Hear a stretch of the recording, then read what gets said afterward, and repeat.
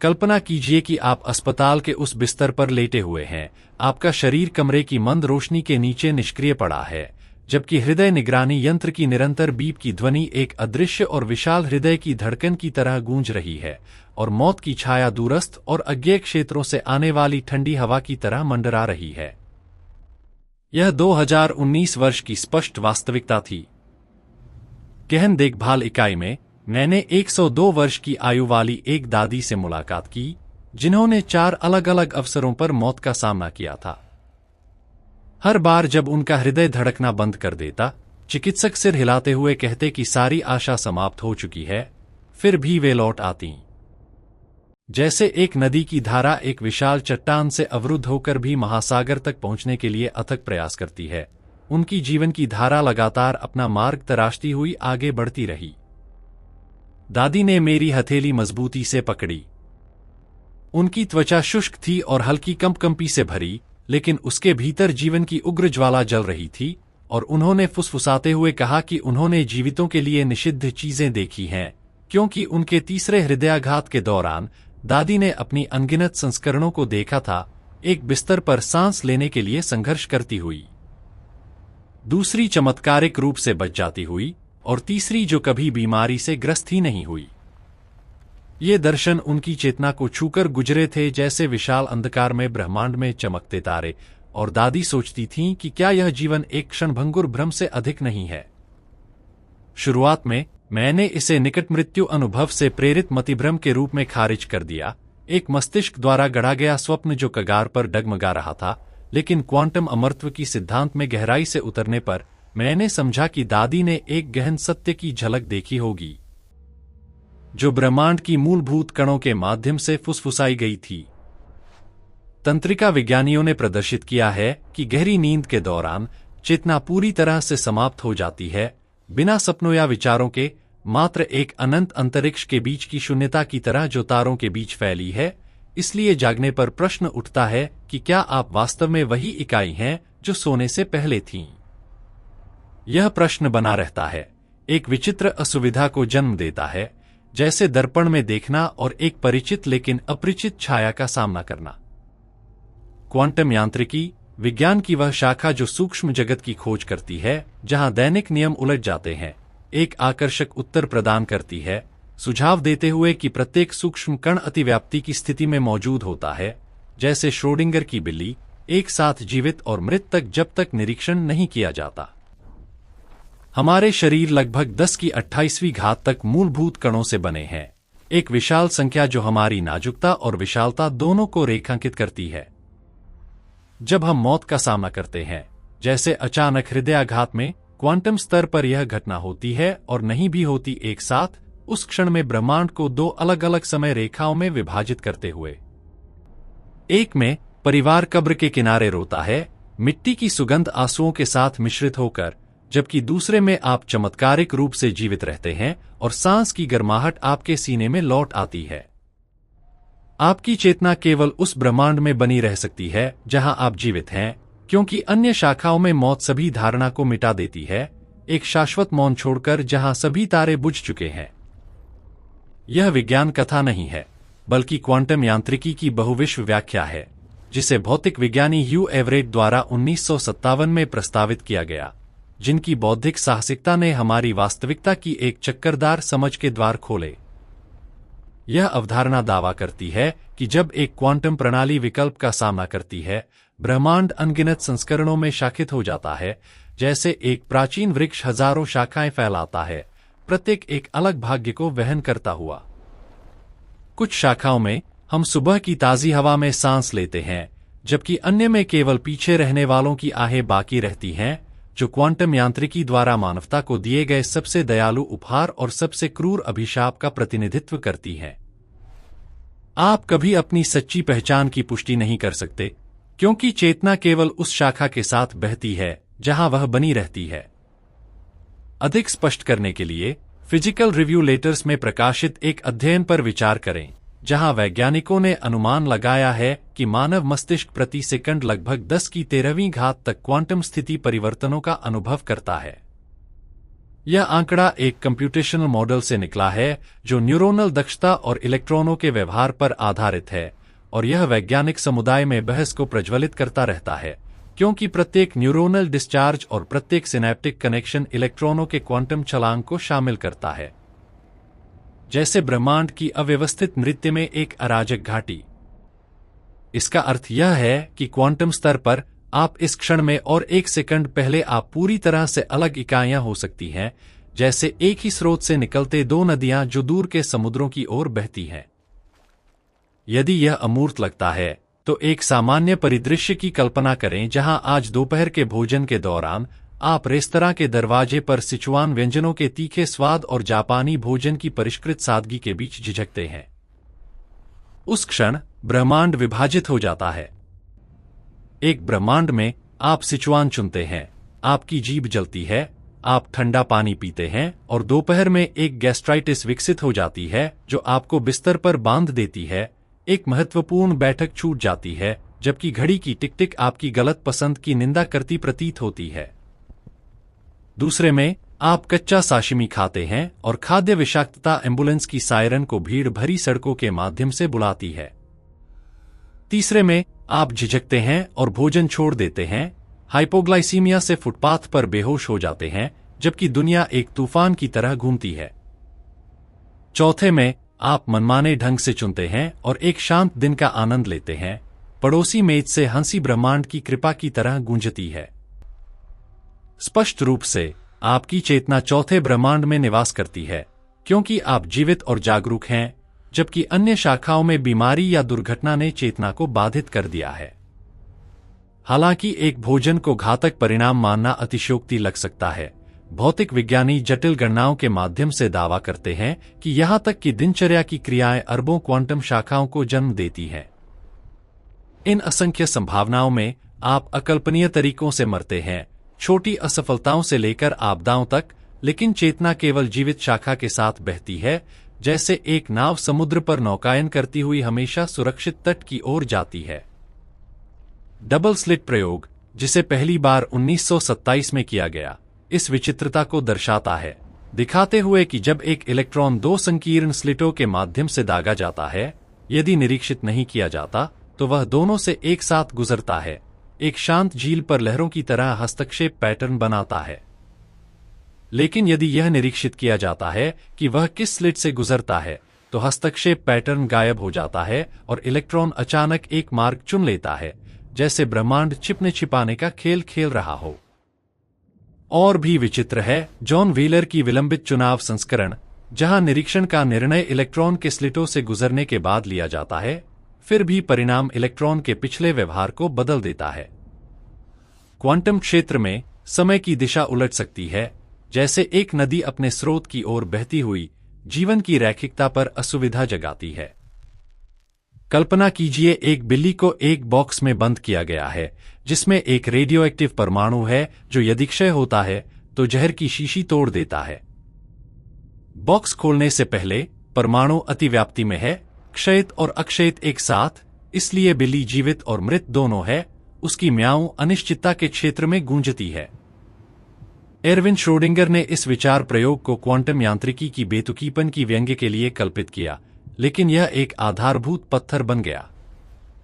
Everett स्पष्ट करता है कि तरंग फलन ढहता नहीं है, बल्कि बिल्ली वास्तव में दो समानांतर ब्रह्मांडों में मरती और जीवित रहती है, और बॉक्स खोलना बिल्ली के भाग्य को निर्धारित नहीं करता, बल्कि ब्रह्मांड को विभाजित करता है, जैसे एक दर्पण टूटकर प्रत्येक टुकड़ा एक अलग वास्तविकता को प्रतिबिंबित करता है।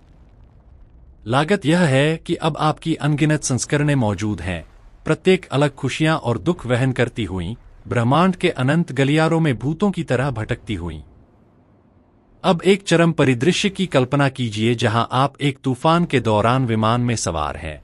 गरज एक आकाशीय चेतावनी की तरह गरजती है, ऑक्सीजन मास्क गिरते हैं और केबिन चीखों से भर जाता है। शास्त्रीय भौतिकी में केवल दो संभावनाएं हैं, सुरक्षित लैंडिंग या दुर्घटना। लेकिन बहुविश्वों में ब्रह्मांड हजारों संस्करणों में शाखित हो जाता है। एक में बिजली इंजन को विस्फोटित करती है और विस्फोट निर्णय के दिन की तरह उतरता है, जबकि दूसरे में हवा की धाराओं में परिवर्तन विमान को स्थिर करता है और तालियां खुशी के विस्फोट की तरह फूट पड़ती हैं। आप हमेशा जीवित शाखा में खुद को पाते हैं, क्योंकि अन्य में चेतना बुझ चुकी है और व्यक्तिपरक दृष्टिकोण से विमान हमेशा सुरक्षित उतरता है। संभावना बाहरी पर्यवेक्षक के लिए एक भ्रम है जो क्वांटम रूसी रूलेट की अवधारणा से जुड़ता है। आपके सामने 6 समान गोलियां पड़ी हैं। 5 में एक क्वांटम स्तर पर यादृच्छिक रूप से सक्रिय जहर है जो बिना दर्द के हृदय को रोक देता है। शास्त्रीय संभावना में मौत की संभावना 6 में 5 है, लेकिन यदि बहुविश्व सिद्धांत सही है तो गोली निगलना ब्रह्मांड को 6 संस्करणों में विभाजित करता है। 5 में आप तुरंत मरते हैं, 1 में जीवित रहते हैं, और आपकी दृष्टि से आप हमेशा आंखें खोलते हैं, जीवित और खुद को भाग्यशाली मानते हैं। अजनबियों के लिए मौत की संभावना उच्च है, लेकिन इसे 100 बार दोहराएं और आप 100 अविश्वसनीय भाग्य के झटकों से गुजरते हुए जीवित रहेंगे। आप अलौकिक सुरक्षा में विश्वास कर सकते हैं, लेकिन क्वांटम अमरत्व एक क्रूर वास्तविकता को आश्रय देता है, क्योंकि यह स्वस्थ अमरत्व नहीं है। आप सड़क दुर्घटना से बचते हैं, लेकिन गर्दन से नीचे लकवाग्रस्त हो जाते हैं, छत को घूरते हुए, जबकि कृत्रिम श्वसन यंत्र की ध्वनि जीवन की नाजुकता की याद दिलाती है, या कैंसर से उबरते हैं, लेकिन लंबी दर्द के साथ जो शरीर को कमजोर कर देता है। बुढ़ापा वैसे भी आता है, शरीर क्षय होता है और चेतना असफल मांस में कैद हो जाती है। क्वांटम अमरत्व शाश्वत स्वास्थ्य नहीं है, बस यह दावा करता है कि आप चेतना के समाप्त होने का अनुभव नहीं करते। इसके अलावा ऊष्मागतिकी का दूसरा नियम एक सीमा लगाता है, क्योंकि एंट्रोपी बढ़ती है और लगभग 10⁻⁴ वर्षों के बाद अंतिम तारा बुझ जाएगा और ब्लैक होल वाष्पित हो जाएंगे। ब्रह्मांड पूर्ण शून्य के निकट तापमान तक पहुंचेगा, ऊर्जा अंतर गायब हो जाएंगे और तब चेतना को कोई आश्रय नहीं मिलेगा। क्वांटम अमरत्व केवल अंत को स्थगित करता है। 2025 की नवीनतम अनुमानों के अनुसार डार्क एनर्जी और गुरुत्वाकर्षण पर नए आंकड़ों के आधार पर ब्रह्मांड की जीवन अवधि लगभग 33 अरब वर्षों की गणना की जाती है, मौत की शुरुआत संभवतः 10 अरब वर्षों में। हालांकि हाल की जांचें संकेत देती हैं कि डार्क एनर्जी भिन्न हो सकती है, ब्रह्मांड की विस्तार को धीमा कर सकती है और संभावित रूप से एक महान संकुचन या बिग क्रंच की ओर ले जा सकती है। 2025 के अंत में जेम्स वेब के उत्तराधिकारी उन्नत दूरबीनों के अवलोकनों से सुझाव मिलता है कि डार्क एनर्जी की घनत्व घट रही हो सकती है, जो एक चक्रीय ब्रह्मांड मॉडल का अर्थ है जहां संकुचन और पुनर्जन्म होते हैं, कुछ परिदृश्यों में रहने योग्य स्थितियों को अनिश्चित काल तक विस्तारित करते हुए। दादी पर लौटते हुए उन्होंने अपनी अनगिनत संस्करणों को देखा था, शाखाएं जहां वे मरती हैं, शाखाएं जहां मस्तिष्क क्षति होती है, शाखाएं जहां बीमारी से मुक्त हैं। दादी की चेतना जीवित शाखा का चयन करती है और स्पष्ट दिमाग के साथ अपनी कहानी सुनाती है, जबकि अन्य संस्करण समान रूप से वास्तविक हैं, अलग तरंग फलनों में मौजूद। हम चारों ओर दूसरों को मरते हुए क्यों देखते हैं? क्योंकि हम उनकी मौत का निरीक्षण करते हैं, और निरीक्षण तरंग फलन को ढहाता है, संभावनाओं को एकल वास्तविकता में स्थिर करता है। अन्य ब्रह्मांडों में आप मरते हैं और वे जीवित रहते हैं, प्रत्येक व्यक्ति की अपनी विश्व रेखा होती है और आप केवल अपनी का अनुभव करते हैं। क्वांटम अमरत्व एक कृपा नहीं है, बल्कि एक अपरिहार्य अस्तित्व है जहां आप उस मार्ग के साथ जारी रहते हैं जहां आप अभी तक नहीं मरे हैं, जैसे पानी की एक बूंद रोशनी वाली निकास की ओर सरकती हुई बिना रुके। मृत संस्करण कहानियां नहीं सुना सकती, क्योंकि कोई चेतना नहीं है, इसलिए मौत आपके लिए मौजूद नहीं है। आप निकट मृत्यु से जीवित रहने की ओर सरकते हैं, अनगिनत ब्रह्मांडों के किनारों पर भटकते हुए। आप अभी भी गलियारे के अंत में जलती लैंप के नीचे चल रहे हैं, और यह पाठ जो आप पढ़ते और चिंतन करते हैं, उत्तर है, इस ब्रह्मांड में आप जीवित हैं।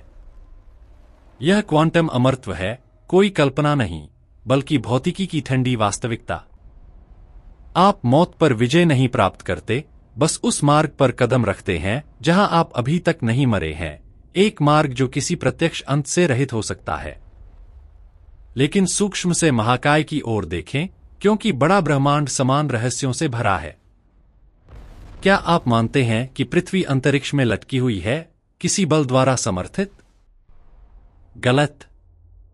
ब्रह्मांड में ऊपर या नीचे नहीं है, बाएं या दाएं नहीं। गिरने की धारणा पृथ्वी द्वारा युगों से फुसफुसाई गई एक भ्रांति है, जैसे नीले ग्रह का एक छल। कोई छत या फर्श नहीं है, किसी भी दिशा में 100 मिलियन प्रकाश वर्ष उड़े और आप किसी दीवार से नहीं टकराएंगे। तो पृथ्वी क्यों दूर नहीं उड़ जाती, बल्कि सूर्य के चारों ओर विनम्रता से परिक्रमा करती है? असुविधाजनक उत्तर यह है कि सूर्य पृथ्वी के नीचे एक अदृश्य गड्ढा खोदता है, और पृथ्वी लटकी नहीं है, बल्कि 4 अरब 600 मिलियन वर्षों से उस गड्ढे में सर्पिल घूम रही है और अभी तक नहीं निकली। यह गड्ढा अंतरिक्ष समय की वक्रता है, जिसकी खोज 1915 में अल्बर्ट आइंस्टीन की सामान्य सापेक्षता सिद्धांत द्वारा की गई। अंतरिक्ष समय कैसे वक्र होता है? अंतरिक्ष खाली नहीं है। आइंस्टीन ने न्यूटन को साहस के साथ पार किया। न्यूटन 300 वर्ष पहले गुरुत्वाकर्षण को समझा जब एक सेब उनके सिर पर गिरा और उन्होंने सोचा कि यह नीचे क्यों गिरता है।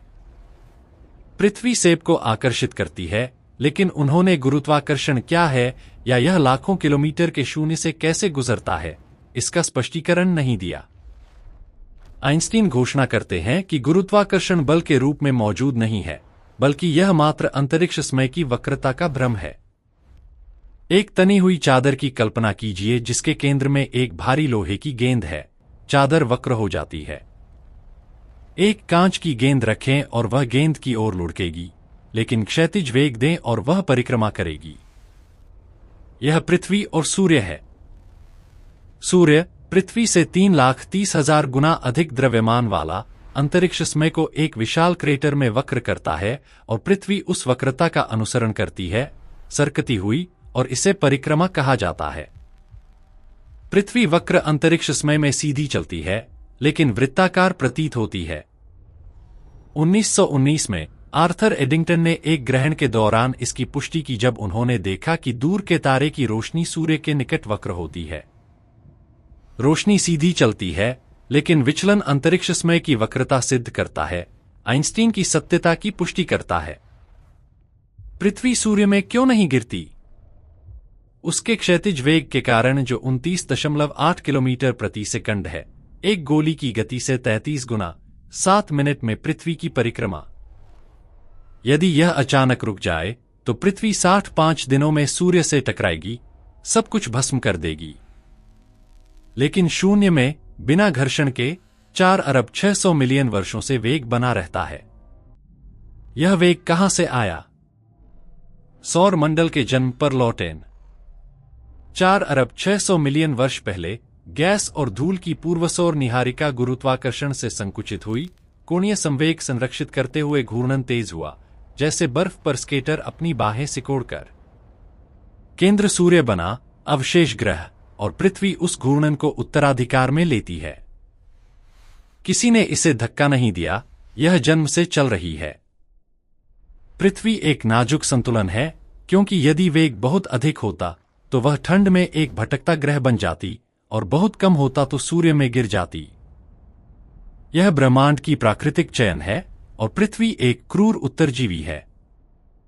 न्यूटन ने कल्पना की कि एक ऊंचे पहाड़ से एक गेंद फेंकी जाए, कम वेग से वह वक्र गिरती है, लेकिन 7.9 किलोमीटर प्रति सेकंड पर पृथ्वी की परिक्रमा करती है। पृथ्वी 30 किलोमीटर प्रति सेकंड चलती है, गिरती लेकिन क्षैतिज दिशा बदलती हुई एक स्थिर दीर्घवृत्त बनाती है, जिसकी उत्केंद्रता 0.017 है, लगभग वृत्ताकार। लेकिन यह शाश्वत नहीं है। पृथ्वी सूर्य से प्रति वर्ष 1.5 सेंटीमीटर दूर होती है, सूर्य की द्रव्यमान हानि और ज्वारीय बलों के कारण। 100 मिलियन वर्षों में यह 1500 मीटर होगा, प्रभाव नगण्य, लेकिन 5 अरब वर्षों में सूर्य एक लाल दानव बनेगा, बुध और शुक्र को निगलते हुए, और पृथ्वी को बंजर बना देगा। हम गति क्यों नहीं महसूस करते? भूमध्य रेखा पर पृथ्वी 465 मीटर प्रति सेकंड घूमती है, लेकिन यह स्थिर है, बिना त्वरण के, जैसे सीधी रेखा में चलते ट्रेन में स्वतंत्र घूमना। सब कुछ साथ चलता है, हवा, पानी, पहाड़, हम, कोई स्थिर संदर्भ नहीं। संक्षेप में, पृथ्वी लटकी नहीं है क्योंकि ब्रह्मांड में ऊपर या नीचे नहीं है, न गिरना, सूर्य अंतरिक्ष समय को वक्र करता है, पृथ्वी अनुसरण करती है और महान क्षैतिज वेग एक स्थिर परिक्रमा बनाता है। यह प्रणाली 4 अरब 600 मिलियन वर्षों से कार्यरत है, जब तक सूर्य की ऊर्जा समाप्त नहीं होती। अब इसे 2025 की नवीनतम सिद्धांतों तक विस्तारित करें। उपसाला विश्वविद्यालय के वैज्ञानिकों ने एक मॉडल प्रस्तावित किया है जहां चेतना मूलभूत है और समय, अंतरिक्ष तथा पदार्थ उससे उभरते हैं। यह रॉबर्ट लांजा के बायोसेंट्रिज्म को पूरक करता है, सुझाव देते हुए कि चेतना वास्तविकता बनाती है और मौत उसे अनंत क्षेत्र की दूसरी आवृत्ति में बदल देती है।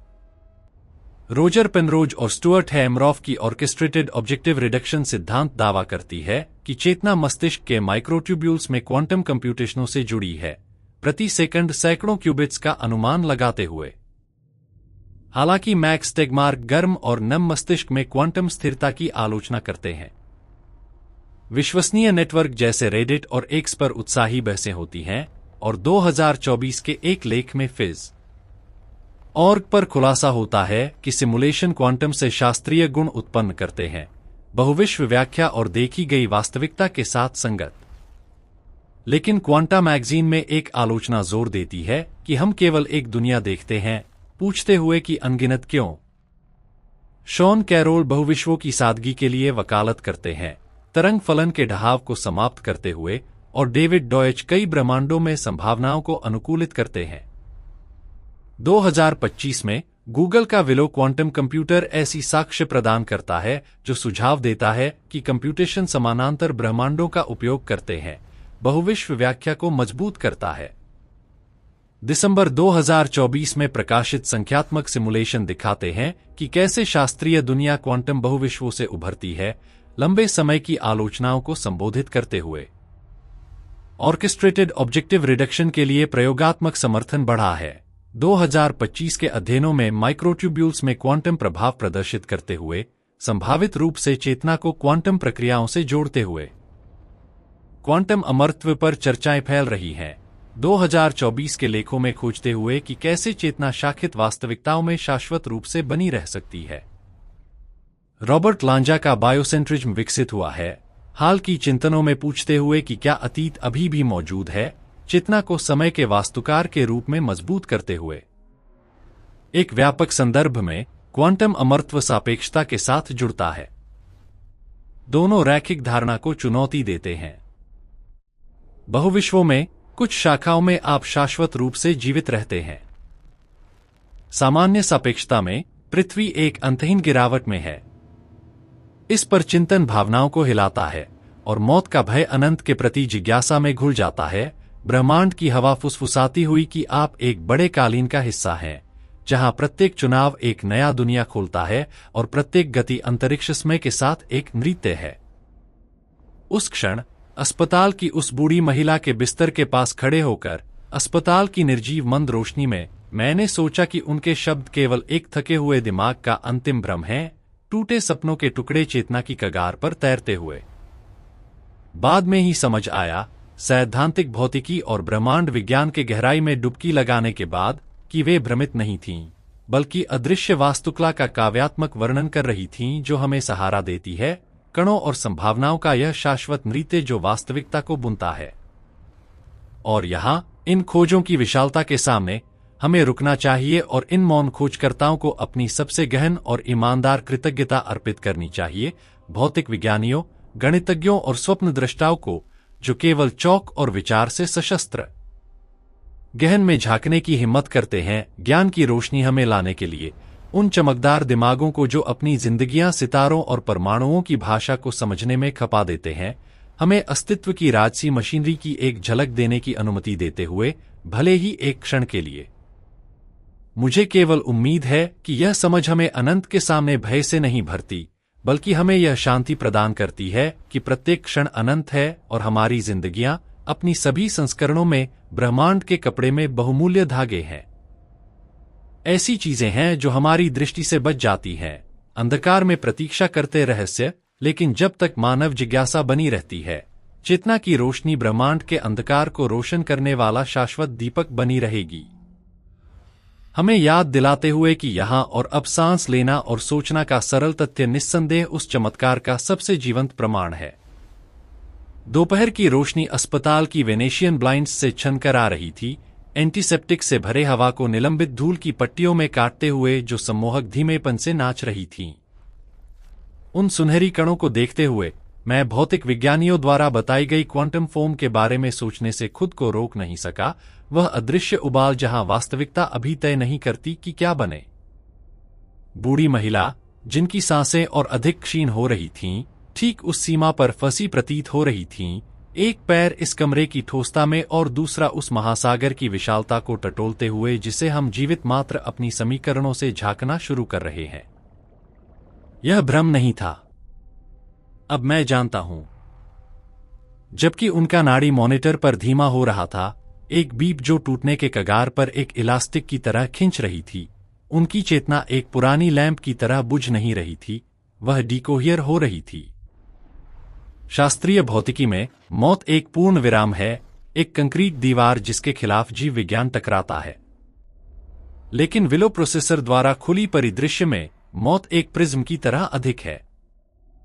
एक क्षण के लिए उस परिकल्पना की भव्यता की कल्पना कीजिए जो सांता बारबरा के उन प्रयोगशालाओं में घटी। जब गूगल की टीम ने विलो को सक्रिय किया, उन्होंने केवल एक चिप नहीं जलाया, उन्होंने अनंत की एक खिड़की खोली।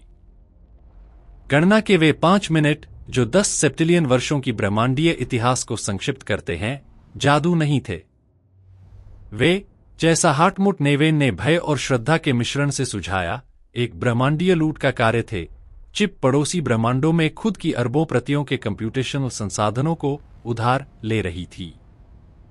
यदि सिलिकॉन और सोने का एक साधारण टुकड़ा अंतरतारकीय शून्य से ठंडे तापमान पर ठंडा किया गया वास्तविकता की झिल्ली के माध्यम से अपनी अन्य संस्करणों को छू सकता है, तो ब्रह्मांड की ज्ञात सबसे जटिल संरचना मानव मस्तिष्क क्या नहीं कर सकता? यहां विज्ञान की कथा ठंडी से कांपने वाली अंतरंग हो जाती है। दशकों से रोजर पेनरोज और स्टुअर्ट हेमरॉफ को उपहास किया गया कि वे सुझाव देते हैं कि हमारे मस्तिष्क जैविक कंप्यूटर नहीं है, बल्कि क्वांटम ऑर्केस्ट्रा है। उन्होंने हमें माइक्रोट्यूब्यूल्स के बारे में बताया, हमारे न्यूरॉनों के भीतर ये कंकाल संरचनाएं, प्रस्ताव करते हुए कि वे क्वांटम बांसुरी के रूप में कार्य करती हैं, जहां वास्तविकता चेतना के क्षणों में ढहती है। आज 2025 के प्रयोगों से कमरे के तापमान पर इन संरचनाओं में क्वांटम अनुनाद की पुष्टि करते हुए छवि मौलिक रूप से बदल जाती है। चेतना ग्रे मैटर से चाय की भाप की तरह उभरती नहीं है। चेतना अंतरिक्ष समय की मूलभूत संगीत है जो मस्तिष्क के उपकरण के माध्यम से बजाई जाती है। मैंने बिस्तर पर महिला को देखा। यदि सिद्धांत सही है तो ठीक उस क्षण जब उनका हृदय इस कमरे में रुक गया, उनकी अस्तित्व की तरंग फलन रद्द नहीं हुई। बस उसने हमारी शाखा के साथ बातचीत बंद कर दी। क्वांटम अमरत्व सुझाव देता है कि उनकी व्यक्तिपरक दृष्टि से मॉनिटर ने कभी निरंतर बीप नहीं उत्सर्जित किया। उनकी अनुभव में शायद चिकित्सक उन्हें पुनर्जीवित करने में सफल हो गए, या शायद दिल का दौरा केवल एक डर था और उनकी चेतना संभावना की उस शाखा में सुचारू रूप से बहती रही जहां उत्तरजीविता संभव थी, भले कितनी असंभाव्य हो। यह एक चक्करदार अवधारणा है, विचार कि हम जीने के लिए अभिशप्त हैं, हमेशा भोर की ओर नौकायन करते हुए अपनी खुद की अस्तित्व का अनुभव करने में असमर्थ, एक क्वांटम रूसी रूलेट में फंसे जहां ट्रिगर पर्यवेक्षक के ब्रह्मांड में कभी गोली नहीं चलाता। यह दृष्टि शोक को बदल देती है। अब यह विदाई नहीं है, बल्कि अनंत आयामों के जंगल में रास्तों की विचलन है। वे चलती रहती हैं, बस एक ऐसे पथ पर जिसे डीकोहेरेंस की मोटाई मुझे देखने से रोकती है। उस क्षण जबकि मौन कमरे को ढकता है और नर्स पेशेवर रूटीन से मौत का समय नोट करती है, मैंने अपने सीने में एक भार महसूस किया, मानवीय दुख और ब्रह्मांडीय विस्मय का मिश्रण। मैं एक निष्क्रिय शरीर देखता था, लेकिन मेरा दिमाग सामान्य ज्ञान को चुनौती देने वाली भौतिकी की खोजों से पोषित एक विभाजन देखता था। बाद में ही समझ आया, चेतना को मूलभूत क्षेत्र के रूप में मानने वाले कार्यों को पढ़ने के बाद, जैसे लहरें जो गायब होने के बजाय किनारे पर महासागर में लौटती हैं, कि मौत के सामने हम जो एकाकीपन महसूस करते हैं, वह हमारी सीमित दृष्टि की भ्रांति है। मैंने समझा कि वास्तविकता एक एकल और कंपनशील ब्लॉक है जहां सब कुछ जो हो सकता है होता है। और यहां गहन में झांकने की विनम्रता के साथ हमें एक आवश्यक श्रद्धांजलि देनी चाहिए। हम गहन रूप से कृतज्ञ हैं ऐसे अग्रदूतों के लिए जैसे ह्यू एवरेट III, जिन्होंने अपने समकालीनों के तिरस्कार को सहा क्योंकि उन्होंने हिम्मत की कि ब्रह्मांड चुनता नहीं है बल्कि गुणा करता है, प्रोफेसर मारिया स्ट्रोमे और उनके सहयोगियों को, जो वैज्ञानिक साहस के साथ मौत को अंत के रूप में नहीं बल्कि चरण परिवर्तन के रूप में पुनः परिभाषित कर रहे हैं, रोजर पेनरोज और स्टुअर्ट हैमरॉफ को, जिन्होंने चेतना की क्वांटम ज्वाला को जलाए रखा जब सब इसे बुझाना चाहते थे, और गूगल क्वांटम AI के इंजीनियरों को, जो मल्टीवर्स से संवाद करने वाली मशीनें बनाकर हमें प्रमाण देते हैं कि हम संभावनाओं के इस विशाल भूल भुलैया में अकेले नहीं हैं। मुझे केवल उम्मीद है कि यह समझ हमें यहाँ और अब साझा जीवन के प्रति उदासीन नहीं बनाती, बल्कि हमें प्रत्येक मुठभेड़, प्रत्येक नज़र और प्रत्येक शब्द को वैसा ही मानने के लिए प्रेरित करती है जैसा वे वास्तव में हैं, पवित्र चुनाव जो निर्धारित करते हैं कि हम अगले किस ब्रह्मांड में यात्रा करेंगे। ऐसी चीजें हैं जो हमारी दृष्टि से बच जाती हैं, अदृश्य गियर जो परमाणुओं के पर्दे के पीछे घूमते हैं, लेकिन जबकि आप यह पढ़ते हैं, आपकी चेतना का सरल कार्य एक पूरे ब्रह्मांड को सहारा दे रहा है, और यह स्वयं में प्रमाण है कि अनंतता पहले से ही हम में निवास करती है। अस्पताल का कमरा उस कृत्रिम और निर्जीव रोशनी से नहाया हुआ जो छायाओं को मिटाने के लिए डिजाइन की गई प्रतीत होती है, लेकिन विडंबना से आत्मा की थकान को उजागर करती है, एक मौन का मंदिर बन गया था। यह खाली मौन नहीं था, बल्कि घना, स्थिर विद्युत से भरा जो त्वचा को सिहरा देता था, विद्युत तूफान से पहले की वातावरण की तरह या वायलिन की तार के अत्यधिक तनाव से टूटने से पहले के निलंबित क्षण की तरह। जबकि मैं हृदय मॉनिटर को देखता था, जिसकी हरी रेखा एक अनंत और एकरस क्षितिज में सपाट हो गई थी, मेरा दिमाग मौत की जैविक क्रूरता को उस क्वांटम भौतिकी की गणितीय सुंदरता से सामंजस्य बिठाने के लिए संघर्ष कर रहा था जिसे मैं जुनूनी रूप से अध्ययन कर रहा था। मास अंत कहता था, लेकिन समीकरण निरंतरता चीखते थे। हवा डिसइंफेक्टेंट और मुरझाए फूलों की महक से भरी थी, एंट्रोपी की ग्राणीय याद, ऊष्मागतिकी का वह नियम जो हमें बताता है कि अव्यवस्था हमेशा बढ़ती है, कि कॉफी के कप ठंडे हो जाते हैं और गर्म शरीर ठंडे। फिर भी उस ठीक क्षण में मैंने सूचना के संरक्षण के सिद्धांत को याद किया, आधुनिक भौतिकी का एक आधारभूत पत्थर जिसकी लियोनार्ड सुस्किंड जैसे सिद्धांतकारों द्वारा उग्रता से रक्षा की जाती है। यदि क्वांटम यांत्रिकी सही है, तो उनकी सार की सूचना, प्रत्येक स्मृति, प्रत्येक आदत, रोशनी उनके आइरिस में टूटने का विशिष्ट तरीका, उनकी सिनेप्सिस की अनोखी विन्यास नष्ट नहीं हो सकती, यहां तक कि ब्लैक होल की लोलुपता से भी नहीं, और बहुत कम एक हृदय विफलता से।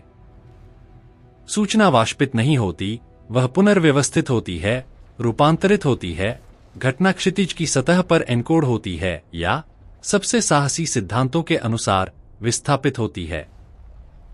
मैं खिड़की के पास गया। बाहर शहर अपना उन्मादी लय जारी रखे हुए था, कांच के पीछे हो रही त्रासदी से उदासीन। कारें एस्फाल्ट की धमनियों में लाल रक्त कोशिकाओं की तरह बह रही थीं, और इमारतों की रोशनी एक एक करके जल रही थी। मैंने सोचा कि कितने लोग जागरूक हैं कि वे एक एकल और ठोस ब्रह्मांड में नहीं रहते, बल्कि अनंत संभावनाओं की लहर की शिखर पर नौकायन कर रहे हैं। शास्त्रीय वास्तविकता, जो हम अपनी 5 सीमित इंद्रियों से महसूस करते हैं, मात्र एक गहन और विचित्र महासागर की सतही परत है। बेडसाइड टेबल की प्रतीत ठोसता, पानी के गिलास और मेरी अपनी हथेलियों के नीचे कणों का एक दुनिया उबल रही है जो न यहाँ है न वहाँ, बल्कि सब जगह एक साथ, जब तक हमारा निरीक्षण उन्हें निर्णय लेने के लिए मजबूर नहीं करता। मैंने क्वांटम एंटेंगलमेंट के बारे में सोचा, वह घटना जिसे अल्बर्ट आइंस्टीन ने तिरस्कार से दूर की भूतिया कार्रवाई कहा। एक बार जुड़ी 2 कण कितनी भी दूर हों, यहां तक कि आकाशगंगा के विपरीत सिरों पर एक साझा भाग्य साझा करती हैं। यदि एक अपना राज्य बदलती है, तो दूसरी तत्काल प्रतिक्रिया देती है, प्रकाश की गति को चुनौती देते हुए। यदि हमारे मस्तिष्क, जैसा पेनरोज और हैमरॉफ प्रस्ताव करते हैं, प्लैंक स्केल की सीमा पर कार्य करने वाले सच्चे क्वांटम उपकरण हैं, तो प्रेम एक काव्यात्मक भावना नहीं है, बल्कि एंटेंगलमेंट का भौतिक घटना है। मेरी कण और उनकी वर्षों से अंतर्क्रिया कर रही थीं, राज्य आदान प्रदान करते हुए, अनुनाद में कंपन करते हुए। इसलिए उनके शरीर की भौतिक मौत उस बंधन को तोड़ नहीं सकती। डीकोहेरेंस ने इस शाखा में उनकी जैविक संरचना को ढहा दिया हो सकता है, लेकिन एंटेंगलमेंट पारंपरिक अंतरिक्ष और समय से परे बना रहता है। मैं उनकी उपस्थिति महसूस करता रहा, न मनोवैज्ञानिक इनकार से, बल्कि क्योंकि उपपरमाणु स्तर पर कनेक्शन अक्षुण्ण रहता है। रात आगे बढ़ती गई और एकाकीपन अधिक स्पष्ट होता गया, लेकिन मेरा दिमाग बार बार गूगल के प्रयोगों और क्वांटम सुप्रीमेसी पर लौटता रहा। वे प्रोसेसर पूर्ण शून्य के निकट ठंड में कार्यरत प्रदर्शित कर चुके थे कि सामान्य पदार्थ की क्षमता से अधिक कंप्यूटेशनल स्पेस तक पहुंच संभव है। उन्होंने मल्टीवर्स की एक छोटी खिड़की खोली थी। यदि सिलिकॉन का एक चिप अपनी छायाओं से अन्य वास्तविकताओं में संवाद कर एक असंभव समस्या हल कर सकता है, तो हम क्यों संदेह करते हैं कि मानव चेतना 4 अरब वर्षों में विकास द्वारा गढ़ी गई सबसे परिष्कृत संरचना समान क्षमताओं से युक्त है? शायद निकट मृत्यु अनुभवों द्वारा वर्णित रोशनी का सुरंग हाइपोक्सिया से मतिभ्रम नहीं है, बल्कि चेतना की व्यक्तिपरक धारणा है, जो स्थानीयता से अलग होकर मल्टीवर्स के पूरे आयतन में विस्तारित होकर अपनी सभी संस्करणों तक पहुंचती है। जो दुख मैं महसूस कर रहा था, मुझे एहसास हुआ, मेरी अपनी आयामी सीमा का उत्पाद था। मैं रैखिकता में फंसा था, समय को एक तीर के रूप में अनुभव करने के लिए बाध्य, जो अनिवार्य रूप से क्षय की ओर बढ़ता है। लेकिन उनके लिए घड़ी की तानाशाही और जैविक एंट्रोपी से मुक्त समय एक और स्थानिक आयाम बन सकता था, एक परिदृश्य जिसे किसी भी दिशा में पार किया जा सकता है। उनकी नई विन्यास में हमारे पहले चुंबन का क्षण, उनकी विदाई का दर्द और उज्ज्वल दिनों की खुशी एक शाश्वत वर्तमान में सहअस्तित्व में थे, अंतरिक्षमय के एम्बर ब्लॉक में संरक्षित। मैं उनकी अनुपस्थिति पर रोता था, लेकिन ब्रह्मांड की मूलभूत वास्तुकला में वे कभी गई नहीं थीं, बस एक कोने पर मुड़ी थीं जिसे मेरी दृष्टि पहुंच नहीं सकती। उस क्षण जबकि मैं उनकी हाथ पकड़े हुए था, जो धीरे धीरे तापमान खो रहा था और चिकित्सकीय मशीनों का गुंजन अंतिम प्रोटोकॉल पूरा करने के लिए प्रवेश करने वाले नर्सिंग स्टाफ के सम्मानपूर्ण मरमर में बदल जाता था, मैंने महसूस किया जैसे ब्रह्मांड मेरे सीने पर संकुचित हो रहा हो। वैज्ञानिक तर्क कितना भी ठोस हो, हानि की आंतरिक दर्द के खिलाफ एनेस्थीसिया का काम नहीं करता। यह एक क्रूर विरोधाभास था, जानना कि वे अनंत विविधताओं में मौजूद हैं। इस विशेष विविधता में, दर्द और छाया की इस निर्देशांक में, मुझे अकेला छोड़ने की वास्तविकता को कम नहीं करता। कमरा छोटा महसूस होता था, एक ब्रह्मांड उदासीन में एक जूते का डिब्बा, और क्वांटम यांत्रिकी की निश्चितता मेरी उंगलियों के बीच से फिसलती गर्माहट के सामने एक ठंडा मजाक प्रतीत होती थी। बाद में ही समझ आया, अनिद्रा की रातों में सार्वभौमिक तरंग फलन और चेतना की गैरस्थानीयता पर कार्यों को फिर से पढ़ने के बाद, कि वह तीव्र दर्द कहानी का अंत नहीं था, बल्कि एक व्यापक समझ का प्रवेश शुल्क था। मैंने समझा कि मौत एक ब्लैकआउट नहीं है, बल्कि आवृत्ति का परिवर्तन है, अस्तित्व की सिम्फनी में एक मॉड्यूलेशन। मैंने समझा कि हम जो पीड़ा महसूस करते हैं, वह एक बच्चे के भय की तरह है, जो सूर्य को डूबते देखता है और मानता है कि रोशनी हमेशा के लिए मर गई, अनजान की तारा बस दुनिया के दूसरे हिस्से को रोशन करता है। विज्ञान ने मुझे उनका शरीर नहीं लौटाया, लेकिन उनकी स्थिरता की निश्चितता प्रदान की। और यहां स्पष्टता के इस बिंदु पर, जहां भौतिकी गैरधार्मिक आध्यात्मिकता से मिलती है, एक विशाल, लगभग टेक्टोनिक कृतज्ञता उभरती है उन लोगों के लिए जो अपनी जिंदगियां घूंघट हटाने में समर्पित कर देते हैं। अदृश्य के मानचित्रकारों को एक गहन और ईमानदार मान्यता की आवाज उठानी अनिवार्य है, उन बौद्धिक दिग्गजों को जो अंधकार में चले ताकि हम अनंत की रोशनी झांक सकें। हम हृदय से कृतज्ञ हैं ऐसे दूरदर्शियों जैसे ह्यू एवरेट III को, जिन्होंने गहन में नजर रखने की हिम्मत की और प्रस्ताव किया कि ब्रह्मांड अक्षय है, अकादमिक बहिष्कार सहकर हमें अनंत दुनिया की आशा दी।